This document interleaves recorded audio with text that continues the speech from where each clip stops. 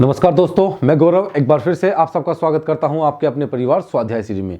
दोस्तों, जैसा कि आपको पता है कि ये क्लास हमारी होती है क्वेश्चन आंसर की सीरीज की। क्या होती है? क्वेश्चन आंसर की सीरीज हम इसमें कराते हैं और आप सुबह 9 बजे हिंदी की क्लास लेते हो टॉपिक वाइज। उसके बाद यहाँ पर क्या होता है, क्वेश्चन की सीरीज चलती है ताकि आपका रिवीजन भी हो सके।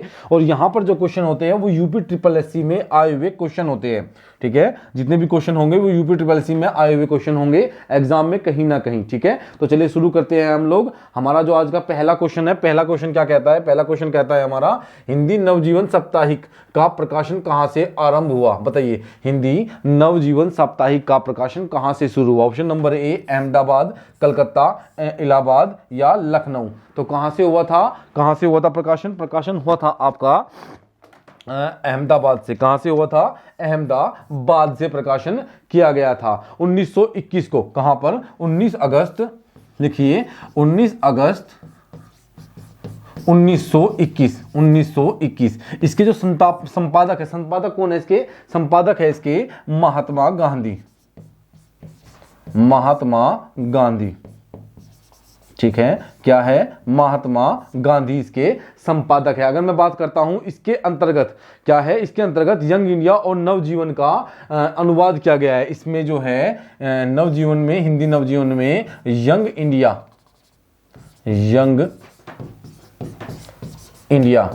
यंग इंडिया वह किसका संपादक किया गया है? नवजीवन का। किसका? नवजीवन का अनुवाद है। किसकी किताब है? महात्मा गांधी की है। तो संपादक कौन है इसके? महात्मा गांधी। अहमदाबाद से इसका संपादक होता था 19 अगस्त 1921 में। कब? 19 अगस्त 1921 में हिंदी नवजीवन साप्ताहिक का संपादन कहां से होता था? अहमदाबाद से। तो एक का राइट आंसर क्या हो जाएगा? एक ऑप्शन नंबर ए। क्या हो जाएगा? Option number A. अब क्वेश्चन नंबर 2 क्या कहता है? क्वेश्चन नंबर 2 कहता है कि लेखक और उसकी कृतियों के युग में कौन सा युग्म गलत है? बताइए, लेखक और उसकी कृतियों के युग में से कौन सा ऑप्शन आपका गलत है? नंबर 1 पर है वोल्गा से गंगा तक, राहुल सांकरैन की है।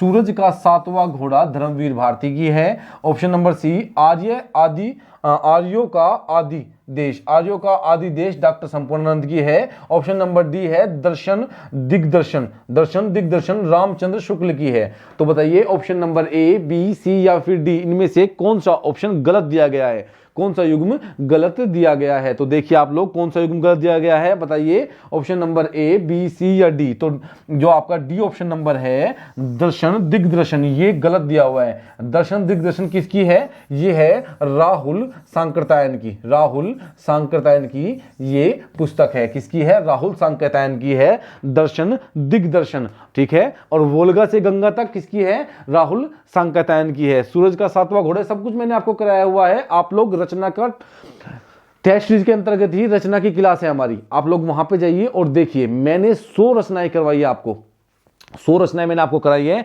जिसमें ये सब कुछ मैंने आपको करवाया है। सूरज का 7वां घोड़ा धर्मवीर भारती की, आर्यों का आदि देश डॉक्टर संपूर्णानंद की, दर्शन दिग्दर्शन राहुल सांकृत्यायन की है, और वोल्गा से गंगा तक भी राहुल सांकृत्यायन की है। तो क्वेश्चन नंबर 2 का आंसर क्या हो जाएगा? डी। अब 3 की बात करते हैं। निम्न में से कौन सा दिनकर की रचना नहीं है? बताइए, रामधारी सिंह दिनकर। इतनी सारी रचनाएं मैंने रामधारी सिंह दिनकर की आपको लिखवाई है, बहुत सारी। ठीक है ना, कम से कम रामधारी सिंह दिनकर की कम से कम 10 प्लस रचनाएं मैंने आपको लिखवाई है। तो देखिए इनमें से कौन सी रचना रामधारी सिंह दिनकर की नहीं है? तो कौन सी नहीं है? बताइए आप लोग। नंबर 1 पर क्या है? उर्वशी, कुरुक्षेत्र, मृगनयनी, रश्मिरथी। देखिए मैंने आपको एक ट्रिक भी बताई थी। उर्वशी रश्मिरथी के साथ कुरुक्षेत्र में गई। कहां पर? कुरुक्षेत्र में गई, जहां पर धुआं किया, द्वंद्व किया, इतिहास के आंसू, इतिहास के 4 अध्याय, दिल्ली, ये थे इसके रचनाएं। दिल्ली, इतिहास के संस्कृति के 4 अध्याय, इतिहास के आंसू, धुआं, ये सब किसकी है? रामचंद्र शुक्ल की है। तो कौन सी इसमें से नहीं है? Option number Mrignayani. Option number C, Ramdhari Singh Dinkar की नहीं है। ये किसकी है? ये है किसकी? आपकी ये है आपकी कुतुबन की। किसकी है? आपकी ऑप्शन क्वेश्चन नंबर 3 का है सी। किसकी है? वृंदालाल वर्मा की। सॉरी, ये किसकी है? वृंदावनलाल वर्मा की। वृंदावनलाल वृंदावन लाल वर्मा की है मृग नैनी। अगर बात करता हूं आहत, झांसी की रानी, नीलकंठ, कौन कौन सी है इसकी और इनकी और रचनाएं हैं? आहत, झांसी की रानी,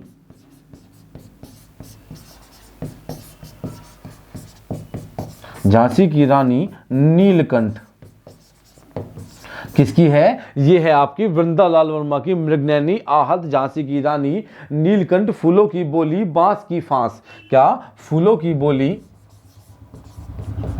फूलों की बोली, बांस की फांस, बांस की फांस, बांस की फांस। क्या है? बांस की फांस। देखिए किसकी है ये मृगनैनी। हम क्वेश्चन क्या कहता है कि दिनकर की कौन सी रचना नहीं है? उर्वशी दिनकर साहब की है, कुरुक्षेत्र भी और रश्मिरथी भी दिनकर साहब की रचना है, जबकि मृगनैनी है आपके वृंदालाल वर्मा की। किसकी? वृंदालाल वर्मा की रचना है। इनकी रचना है आहत, झांसी की रानी, नीलकंठ, फूलों की बोली और बांस की फांस। किसकी है? ये है आपकी वृंदालाल वर्मा की। तो क्वेश्चन नंबर 3 का राइट आंसर क्या हो जाएगा? ऑप्शन नंबर सी।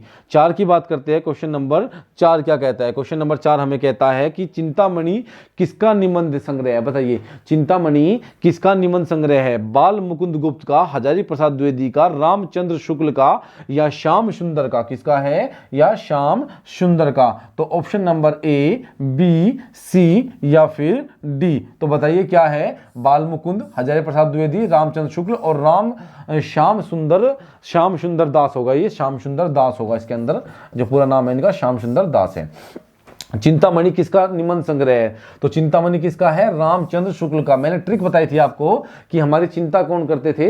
राम जी हमारी चिंता करते हैं। तो ऑप्शन नंबर सी 4 का आंसर हो जाएगा। 5 की बात करते हैं। झूठा सच्चा के लेखक कौन है? बताइए, झूठा सच्चा के लेखक कौन है? यशपाल है, कबीर है, विष्णु प्रभाकर है या मैथिली शरण गुप्त है? बताइए, यशपाल, झूठा सच्चा के लेखक कौन है? यशपाल है, कबीर है, विष्णु प्रभाकर है या मैथिली शरण गुप्त है? तो बताइए ऑप्शन नंबर ए, बी, सी या फिर डी। तो क्या है आपका? Yashpal. Option number A right answer क्या हो जाएगा? यशपाल झूठा सच्चा के लेखक है। और मैंने यशपाल की आपको लिखवाई है झूठा सच्चा। मैंने यशपाल की रचना आपको लिखवाई है झूठा सच्चा। तो आपको याद होनी चाहिए ऑप्शन नंबर ए, यशपाल इसका राइट आंसर हो जाएगा। अब देखते हैं हम। उषा सुनहले तीर बरसती, जय लक्ष्मी सी उदित हुई, इसमें कौन सा अलंकार है? ये जय है। क्या है? सॉरी, इसमें बताइए कौन सा अलंकार है? कौन सा अलंकार इसमें है? देखिए, उषा सुनहले तीर बरसती, जय, ये पूरा जय है यहाँ पे। जय लक्ष्मी सी उदित हुई, कौन सा अलंकार है? मानवीकरण, दृष्टांत अलंकार, संदेह अलंकार या विरोधाभास अलंकार? तो कौन सा होगा इसमें? ए, बी, सी या डी? राइट आंसर क्या होगा? आंसर दीजिए। तो ऑप्शन नंबर ए, मानवीकरण अलंकार इसका एक उदाहरण है। ये मानवीकरण अलंकार का उदाहरण है, ठीक है ना? मानवीकरण अलंकार का यह है एक उदाहरण है, ठीक है ना? क्या होगा? मानवीकरण अलंकार का यह एक उदाहरण है। क्यों? देखिए, मानवीकरण अलंकार किसे कहते हैं? जब जड़ पदार्थ में मानवीय भावनाओं को डाला जाता है।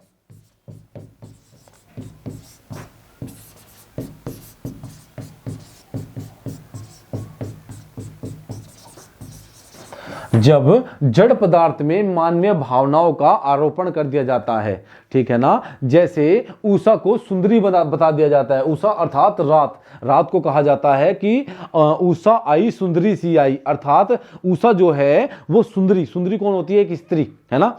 मानव की जो भावना है वो है सुंदर, लेकिन उषा रात को बताया एक मानव की भावना से जोड़ दिया। तो जब जड़ पदार्थ में मानव की भावनाओं को जोड़ दिया जाता है तो वहां पर क्या होता है? मानवीकरण अलंकार हो जाता है। तो ऑप्शन नंबर ए इसका राइट आंसर हो जाएगा। क्वेश्चन नंबर 7 को देखते हैं। दिवसावसान का समय, मेघ में आसमान से उतर रही है वह संध्या सुंदरी सी। देखिए, जो मैंने अभी आपको बताया था उसी का ही एक एग्जांपल आपके सामने है। उसी का सेम एक एग्जाम्पल आपके सामने आ गया। तो मैंने क्या कहा था कि जो जब मानवीय भावनाओं को हम जड़ पदार्थों में जोड़ देते हैं तो क्या होगा, वहां पे मानवीय कला अलंकार हो जाएगा। देखिए, दिवसावसान का समय, मेघ में आसमान से उतर रही वह संध्या सुंदरी सी। अब जो मानवीय गुण है वो मानव में ना होकर रात में दे दिया गया, तो क्या होगा, इसमें मानवीय कला अलंकार हो जाएगा, मानवीकरण अलंकार हो जाएगा। तो ऑप्शन नंबर डी इसका राइट आंसर क्या हो जाएगा, ऑप्शन नंबर डी हो जाएगा। 8वें की बात करते हैं, क्वेश्चन नंबर 8 क्या कहता है, देखिए इसको थोड़ा बड़ा कर लेता ताकि आपको अच्छे से दिखाई दे। क्वेश्चन नंबर 8 क्या कहता है, क्वेश्चन नंबर 8 कहता है, अभी थोड़ा सा और बड़ा करते हैं इसको।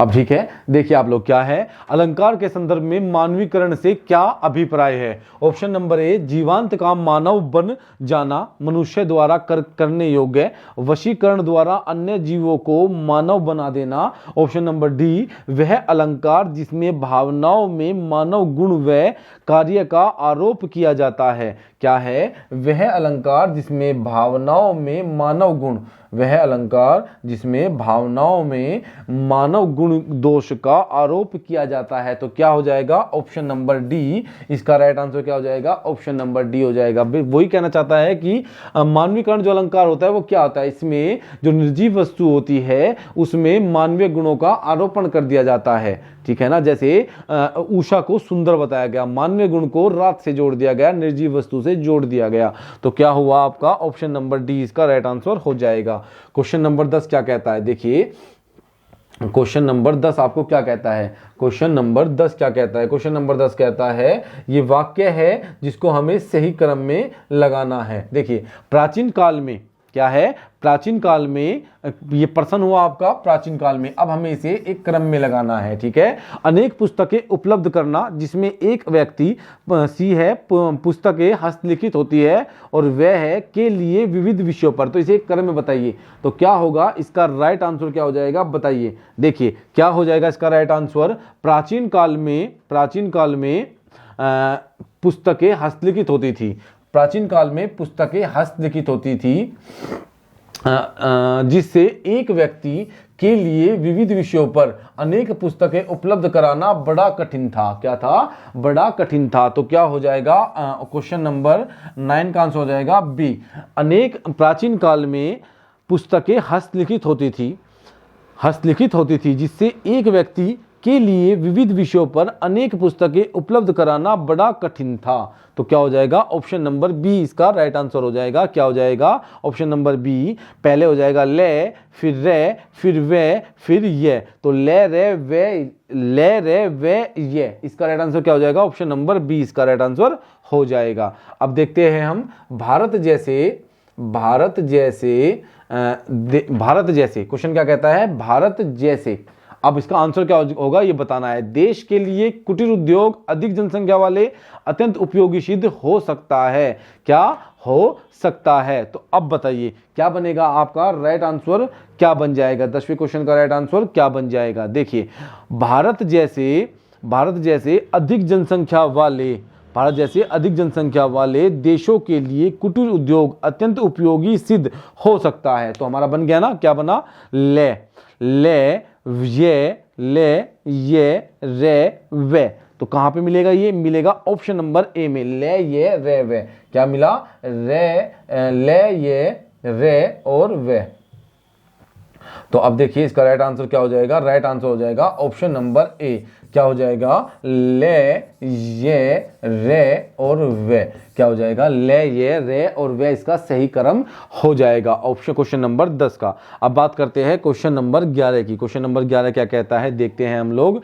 प्रतियोगिता में भेजे गए फोटो, बताइए प्रतियोगिता में भेजे गए फोटो। अब इसे सही क्रम में लगाइए कि सही क्रम इसका क्या हो जाएगा। प्रतियोगिता में भेजे गए फोटो अवश्य भेजे ताकि फोटो अस्वीकृत के साथ उचित आकार का पर्याप्त डाक होने पर उसे वापस भेजा जा सके, वरना अस्वीकृत। टिकट लगा और अपने पते गलत लिखा हुआ है, पते वाला लिफाफा। बताइए क्या होगा, फोटो वापस नहीं भेजा जाएगा। अब बताइए इसका सही क्रम क्या होगा, क्वेश्चन नंबर 10 का 11 का सॉरी क्वेश्चन नंबर 11 का सही क्रम क्या होगा। क्वेश्चन नंबर 11 का सही क्रम होगा क्या होगा आपका, प्रतियोगिता में भेजे गए फोटो के साथ उचित आकार का पर्याप्त डाक। उचित आकार का पर्याप्त डाक, तो पहला तो हो गया रे, क्या हो गया रे। ठीक है, अब देखते हैं आपका रे के बाद हो जाएगा प्रतियोगिता के में भेजे गए फोटो के साथ उचित आकार का पर्याप्त डाक टिकट लगा और अपने पते वाला लिफाफा। अपने पते वाला लिफाफा, रे और वे क्या हो गया रे, ये वे हो गया। उसके बाद देखते हैं हम लोग क्या होगा, टिकट लगा और अपने पते वाला लिफाफा अवश्य भेजे ताकि फोटो अस्वीकृत के साथ उचित आकार का पर्याप्त डाक हो गया था, तो न होने पर क्या हो गया, न होने पर उसे वापस भेजा जा सके, क्या हो जाएगा ले हो जाएगा, क्या हो जाएगा ले हो जाएगा। अब देखिए क्रम में लगाते हैं, प्रतियोगिता में भेजे गए फोटो के साथ उचित आकार का पर्याप्त टिकट लगा और अपने पते वाला लिफाफा अवश्य भेजे ताकि फोटो अस्वीकृत होने पर उसे वापस भेजा जा सके, वरना अस्वीकृत फोटो वापस नहीं भेजा जाएगा। तो क्या हो गया, ऑप्शन नंबर बी, रे वे ये और ले, इसका राइट आंसर क्या हो गया, ऑप्शन नंबर बी इसका राइट आंसर हो जाता है क्वेश्चन नंबर 11 का। 12 क्या कहता है, इसमें शुद्ध वर्तनी छाटिए, इसमें शुद्ध वर्तनी का चयन कीजिए। बताइए इसमें शुद्ध वर्तनी का चयन कीजिए, शुद्ध वर्तनी बताइए इसमें कौन सी होगी। क्वेश्चन नंबर 12 में शुद्ध वर्तनी कौन सी होगी, शुद्ध वर्तनी यानी अनाधिकार प्रतिज्ञा या आशीर्वाद, क्या होगी, प्रतिज्ञा या फिर आशीर्वाद होगा। बताइए यानी अनाधिकृत प्रतिज्ञा आशीर्वाद, इसमें शुद्ध वर्तनी बतानी है कि इनमें से किसकी वर्तनी शुद्ध है। बताइए यानी अनाधिकार प्रतिज्ञा आशीर्वाद, तो बताइए ए बी सी या फिर डी इसका राइट आंसर क्या हो जाएगा। देखिए इसके राइट आंसर होंगे आपका सी एंड डी दोनों, क्योंकि प्रतिज्ञा का भी बिल्कुल सही लिखा हुआ है और आशीर्वाद भी बिल्कुल सही लिखा हुआ है, क्या आशीर्वाद भी बिल्कुल सही लिखा हुआ है। ठीक है, यानी गलत लिखा हुआ है, यानी का जो सही होता है वो होता है ये, क्या होता है, यानी कि जो शुद्ध वर्तनी है वो ये होती है, और अनाधिकार का होता है अंधिकार, क्या होता है, अंधिकार होता है। ठीक है ना, तो ये इसका सही हो जाएगा। तो option number C and D इसका राइट आंसर क्या होगा, option number C and D दोनों सही लिखे हुए हैं। क्वेश्चन नंबर 13 को देखते हैं, एक की वर्तनी शुद्ध है। बताइए इसमें किसकी वर्तनी शुद्ध है, खिवैया, क्या होगा, खिवैया या फिर न्योछावर, अनन्नास या निरपेक्ष, क्या होगा। 13वें का राइट आंसर क्या हो जाएगा, ऑप्शन नंबर सी अनानास, अनानास क्या हो जाएगा, अनानास, इसका राइट आंसर क्या हो जाएगा, ऑप्शन नंबर सी, क्या हो जाएगा, ऑप्शन नंबर सी। ये शुद्ध वर्तनी होगी खेवैया, क्या होगा, इसकी जो शुद्ध वर्तनी होगी वो होगी खेवैया, क्या होगा, खेवैया इसकी शुद्ध वर्तनी हो जाएगी। न्योछावर की शुद्ध वर्तनी होती है न्योछावर, क्या होती है, न्योछावर, ये गलत है, ये बिल्कुल शुद्ध वर्तनी है इसकी, क्या है, ये इसकी शुद्ध वर्तनी है। निरपेक्ष की शुद्ध वर्तनी होगी निरपेक्ष, क्या होगी, निरपेक्ष इसकी शुद्ध वर्तनी है, क्या है, निरपेक्ष इसकी शुद्ध वर्तनी है। तो ऑप्शन नंबर सी इसका राइट आंसर क्या हो जाएगा, ऑप्शन नंबर सी हो जाएगा। क्वेश्चन नंबर 14 की बात कर लेते हैं। 14 क्या कहता है, निम्न में से शुद्ध वर्तनी वाला है। बताइए इनमें से शुद्ध वर्तनी वाला शब्द कौन सा है, बताइए इनमें से शुद्ध वर्तनी वाला शब्द कौन सा है। बताइए उज्ज्वल, वेमनस्य क्या होगा, वेमनस्य, कवित्री या प्रमाणिक, क्या होगा, प्रमाणिक। तो इनमें से शुद्ध वर्तनी वाला शब्द कौन सा है, बताइए इनमें शुद्ध वर्तनी वाला शब्द कौन सा है। देखिए उज्ज्वल इसमें ऑप्शन नंबर ए बिल्कुल सही लिखा हुआ है, ऑप्शन नंबर ए इसमें बिल्कुल सही लिखा हुआ है, ठीक है ना, बिल्कुल सही लिखा हुआ है। अगर बी की बात करूं तो बी गलत है, इसकी शुद्ध वर्तनी हो जाएगी वेमनस्य, क्या हो जाएगी, वेम नश्य इसकी शुद्धवर्तनी हो जाएगी। वेम नश्यता नहीं, वेम नश्य इसकी शुद्धवर्तनी हो जाएगी। अगर बात करूं मैं कवित्री की, क्या कवित्री की बात करूं तो ये हो जाएगा कवित्री, इसकी शुद्धवर्तनी क्या हो जाएगी, शुद्धवर्तनी हो जाएगी कवित्री। क्या हो जाएगी, शुद्धवर्तनी हो जाएगी कवित्री। अगर प्रमाणिक की बात करूं तो प्रमाणिक ये होता है सही प्रमाणिक। क्या इसमें आ नहीं दिया हुआ, ये भी गलत है और ये भी गलत है, तो क्या होगा, प्रमाणिक इसकी शुद्धवर्तनी हो जाएगी। क्या, प्रमाणिक इसकी शुद्धवर्तनी हो जाएगी। अब देखते हैं क्वेश्चन नंबर 15 को। व्याकरण की दृष्टि से कौन सा अशुद्ध है, बताइए। इनमें व्याकरण की दृष्टि से कौन सा अशुद्ध है? ऑप्शन नंबर ए, बी, सी या फिर डी। विरहणी, गृहिणी, विभीषा या जगत गुरु, तो इनमें से किसकी वर्तनी शुद्ध है? तो बताइए किसकी वर्तनी शुद्ध है? क्या है, विरहणी। इसमें गलत लिखा हुआ है, अशुद्ध पूछा है ना, और सभी इसमें बिल्कुल शुद्ध लिखे हुए हैं। क्या लिखे हुए हैं, और सभी इसमें बिल्कुल शुद्ध लिखे हुए हैं। विरहणी की शुद्ध हो जाएगी विरहणी।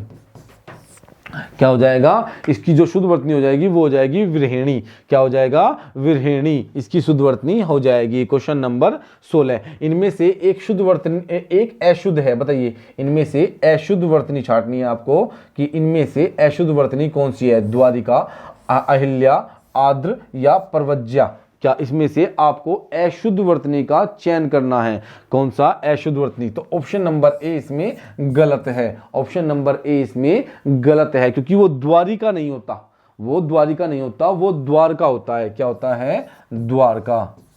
क्या होता है, द्वारका होता है। ये राइट है, ये गलत है। तो राइट आंसर क्या हो जाएगा, ऑप्शन नंबर ए अशुद्ध पूछा था इसमें, तो ऑप्शन नंबर ए होगा। 17 की बात कर लेते हैं। नीचे एक ही शब्द की 4 वर्तनी दी गई है, सही का चयन कीजिए। नीचे एक ही शब्द की 4 वर्तनी दी गई है, इसमें आपको सही का चयन करना है। बताइए सही क्या होगा, 36, 36, 36 या 36 क्या होगा? तो ऑप्शन नंबर डी इसका राइट आंसर क्या हो जाएगा, 36। क्या हो जाएगा, सही वर्तनी होती है ये वाली जो ऑप्शन नंबर डी में दी हुई है, जो ऑप्शन नंबर डी में वर्तनी दी हुई है। अब बात करते हैं क्वेश्चन नंबर 18 की।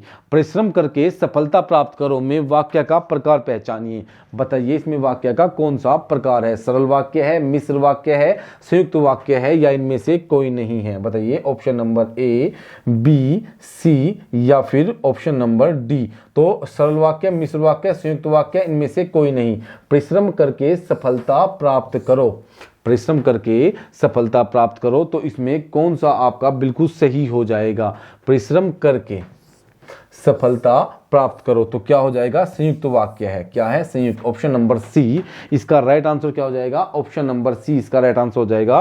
क्योंकि जहां पर 2 साधारण वाक्य होते हैं, 2 उपवाक्य, 2 या 2 से अधिक उपवाक्य होंगे, जहां 2 या 2 से अधिक उपवाक्य होंगे और दोनों प्रधान उपवाक्य होंगे, तो वहां क्या होता है, संयुक्त वाक्य होता है। क्या होता है, संयुक्त वाक्य होता है। तो यहां पर ऑप्शन नंबर सी इसका राइट आंसर हो जाएगा। क्वेश्चन नंबर 19 को देख लेते हैं। निम्नलिखित में संयुक्त वाक्य का चयन कीजिए। काम करो, काम समाप्त करो और जाओ।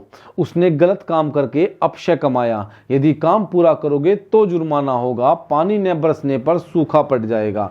पानी न बरसने पर सूखा पड़ जाएगा। संयुक्त वाक्य होते हैं जब दोनों वाक्य स्वतंत्र होते हैं। मिश्र वाक्य होते हैं प्रधान उपवाक्य और दूसरा उसके ऊपर आश्रित उपवाक्य, अर्थात एक प्रधान उपवाक्य और दूसरा आश्रित उपवाक्य, अर्थात एक वाक्य पर दूसरा वाक्य आश्रित होता है। और सरल वाक्य बिल्कुल साधारण सी बात होती है, एक प्रधान उपवाक्य, एक प्रधान वाक्य उसमें होता है। देखिए, काम करो, काम समाप्त करो और जाओ। उसने गलत काम करके अपशय कमाया।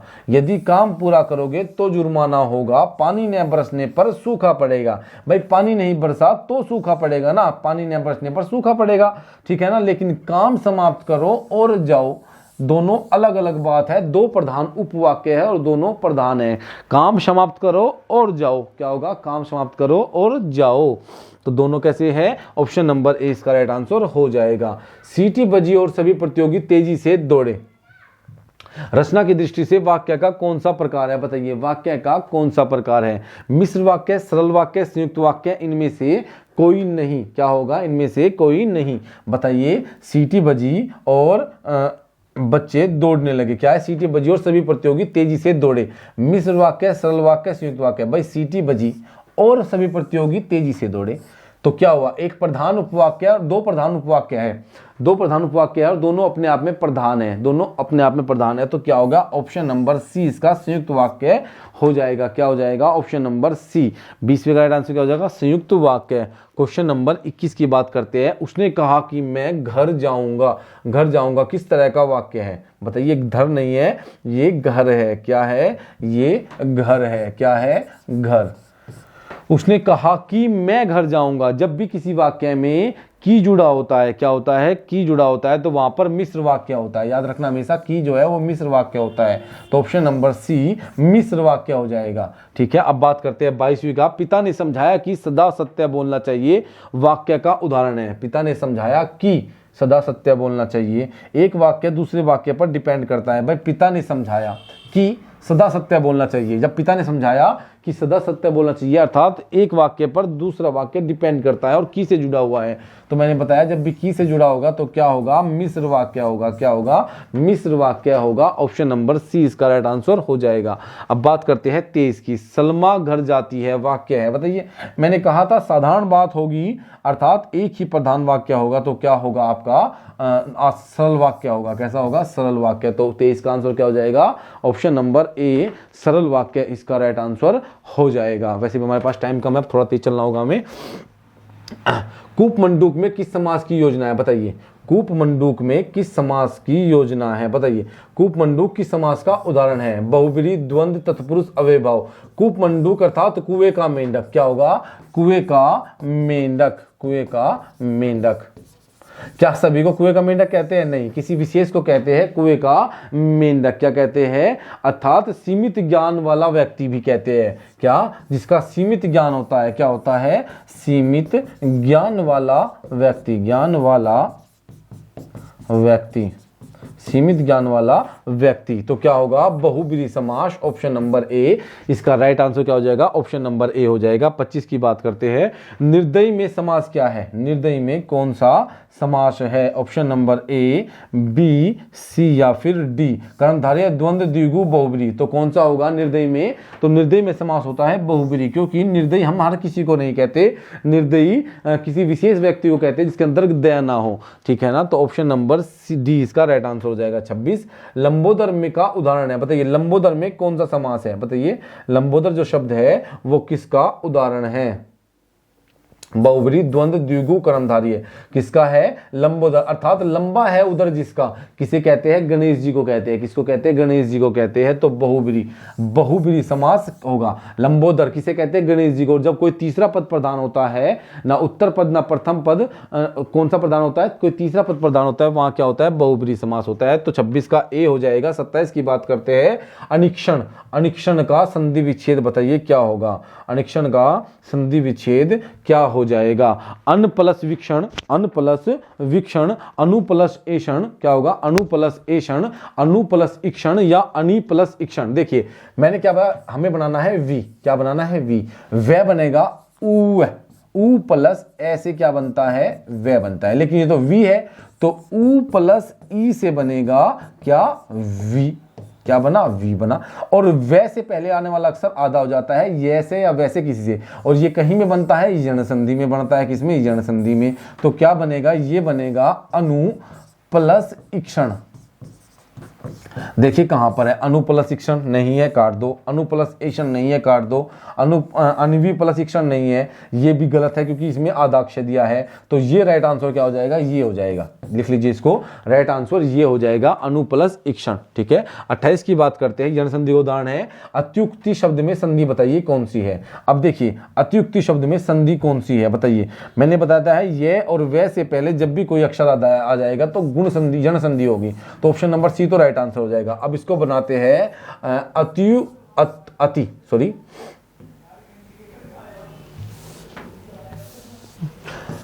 अति प्लस उक्ति। देखिए ई प्लस उ, ई प्लस उ क्या बना? यू बना। यू बना। क्या बना? यू। और ये हो गया अतिउक्ति। क्या हो गया? अदत्य, ये उ के तय। अगर किसी को समझ में नहीं आया संधि कैसे हुई है तो जाइए और पहले अच्छे से संधि की क्लास ले लीजिए, प्लेलिस्ट में आपको मिल जाएगी। ठीक है, अब देखते हैं आज का लास्ट क्वेश्चन। 29 क्वेश्चन है आज, लास्ट होगा ये। ई प्लस आ से क्या बना, या बना। ई प्लस आ से क्या बना, या बना। किस संधि में प्रयोग किया जाता है बताइए? गुण में, अयादि में, यण में, वृद्धि में। तो किसमें ई प्लस आ किसमें होगा, यण में होगा। किसमें, यण में। अभी हम इसकी ही बात कर रहे थे।